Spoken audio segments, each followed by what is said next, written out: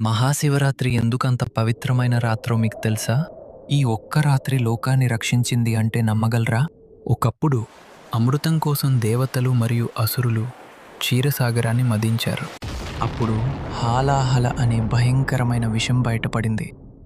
ఆ విషం వల్ల ప్రపంచం నాశనం కావటానికి సిద్ధమైంది. అప్పుడు దేవతలు పరమేశ్వరుడి శరణు కోరారు. లోకక్షేమం కోసం శివుడు ఒక నిర్ణయం తీసుకున్నాడు. ఆ హాలాహలాన్ని పరమేశ్వరుడు స్వయంగా తాగాడు. పార్వతీదేవి ఆ విషం కంఠం దాటకుండా ఆపింది. అందుకే ఆయన నీలకంఠుడయ్యాడు. మరోసారి శివుడు అనంత అగ్నిస్తంభంగా ప్రత్యక్షమయ్యాడు. ఆ అగ్నికి ఆది అంతం లేవని బ్రహ్మ విష్ణువు గ్రహించారు. ఈ పవిత్ర రాత్రినే శివపార్వతుల కళ్యాణం జరిగిందని విశ్వాసం. శివలింగానికి పాలు, నీరు సమర్పిస్తూ అభిషేకం చేస్తారు. భక్తులు బిల్వదళాలు సమర్పించి భక్తితో ఓం నమః శివాయ అని జపిస్తారు.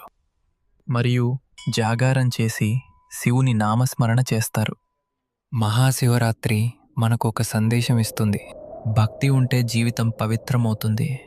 హర హర మహాదేవ శంభో శంకర. ఈ వీడియో మీకు నచ్చినట్లయితే లైక్ చేసి హర హర మహాదేవ్ అని కామెంట్ చేయండి.